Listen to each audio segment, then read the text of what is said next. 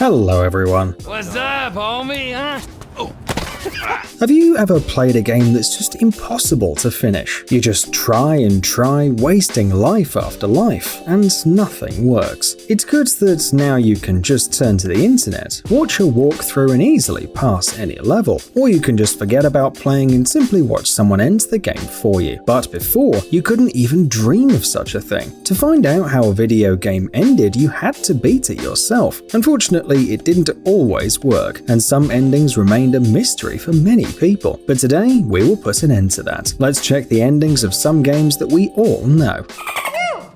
You little Let's get it on. Flappy Bird.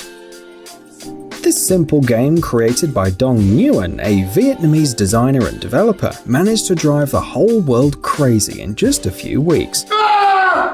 According to the author, it took him only a couple of days to create Flappy Bird. By the way, it was originally called Flap Flap, but there was already a game with that name in the App Store, so he had to come up with a new name, Flappy Bird. Thus, on May the 24th, 2013, the game debuted in the App Store. Until October, almost nobody knew about it, and then something happened. The game went viral, and everyone on social media was talking about it. Users made memes and shared their frustration, because it was almost impossible to finish Flappy Bird. One of the players even said that it took him half an hour to score only 5 points. The overall impression was something like, "I hate this game, but I just can't stop playing." It seemed that it was impossible to get to the end of Flappy Bird, because no one has enough nerve cells for it. Nevertheless, people tried hard, and it seems that someone managed to do it. Well, the game ends exactly as it started, irritating everyone who plays it. After scoring 999 points, the bird meets Mario, and the game ends.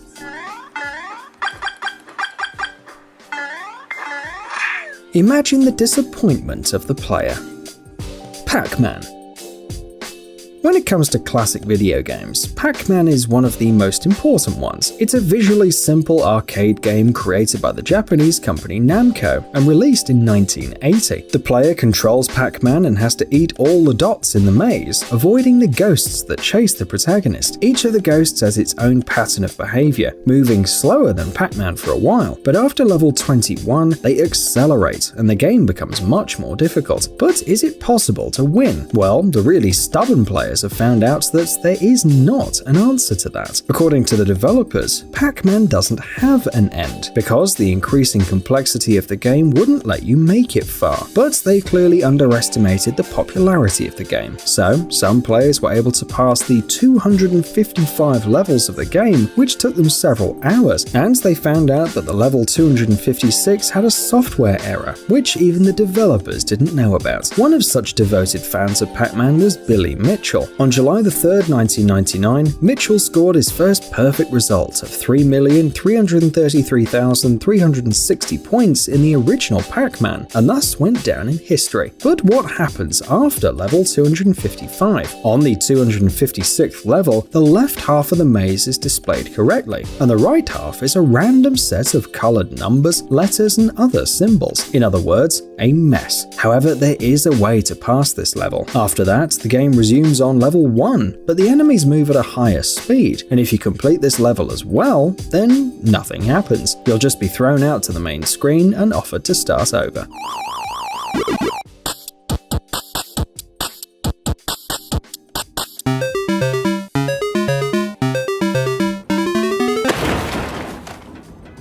This seems to be the most disappointing ending you could think of.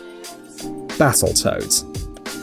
Battletoads is often called one of the most difficult video games of the 8-bit era. People got stressed playing it, and some probably even broke their joysticks because of it. This game was once created to compete with the game Teenage Mutant Ninja Turtles, but very quickly became a completely independent work of art.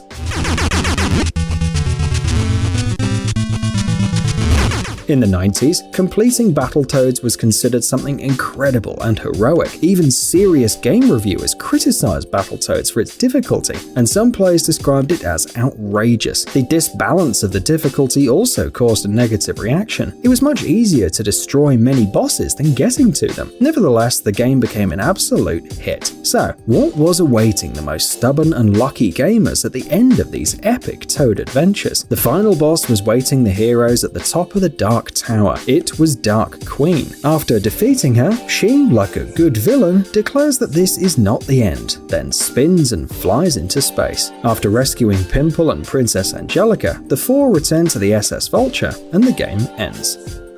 Contra.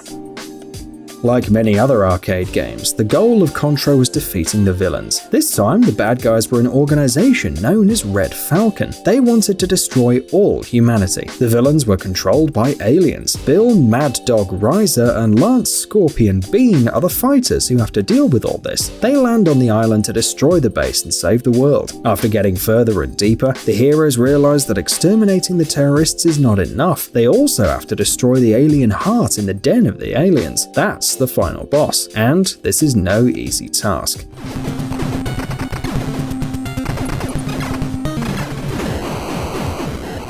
Get to the chopper! The final scene of the game is a helicopter leaving the island, which explodes beautifully, for an 8-bit game of course. After that, you can see the congratulatory message which reports that the villains are destroyed, the Earth is saved, and you are the hero. Donkey Kong. Another arcade game released by Nintendo in 1981. It's one of the earliest platform games in history. You have to move your character across a range of platforms and jump over obstacles. In the game, Mario, originally named Mr. Video and then Jumpman, has to save the damsel in distress. She was called Pauline, although initially she was simply Lady. Well, the villain here is a giant gorilla named Donkey Kong. The hero and the gorilla later became some of Nintendo's most popular and recognizable characters. Donkey Kong is considered one of the most important projects in the golden age of arcade video games, as well as one of the most popular arcade games of all time. And it seems like the developers suspected how cool it was going to be, because they created 3 different endings for Donkey Kong. In the first ending, Mario drops the gorilla and reunites with his lady. In the second ending, Mario drops the gorilla on himself and dies, and the lady is left alone upstairs. And the third ending is probably the strangest. Mario drops the lady and reunites with the gorilla? No, seriously, you can even see a little heart between them, and it seems that they are both a little confused, just like us. Tetris. We've talked about some games and their creators who didn't even bother to come up with a decent ending, so you probably don't expect anything special from Tetris, because it's a simple game. You just have to put some blocks on top of each other. However, there are 2 endings. In one of them, you're greeted by some classic video game characters and a pixel cathedral. The domes of the cathedral fly away somewhere outside the screen, as if everything before wasn't strange enough. In the second ending, the temple flies away completely, and all this accompanied by cheerful music. After that, you're offered to write your name on the high score list. Earthworm Jim.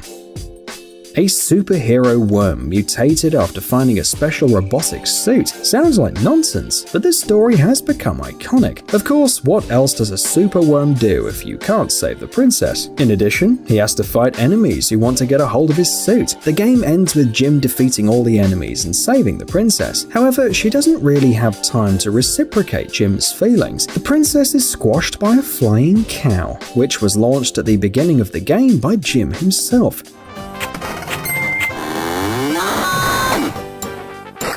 The character goes away in disappointment, and the princess, along with the cow, falls into the lava. However, a few seconds later, Jim returns and takes the gold crown of the princess. Let nothing be wasted, right?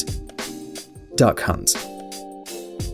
If you grew up in the 90s, you're probably familiar with this game. It was incredibly popular. More than 28 million copies of the game were sold, making Duck Hunt the second best-selling NES game.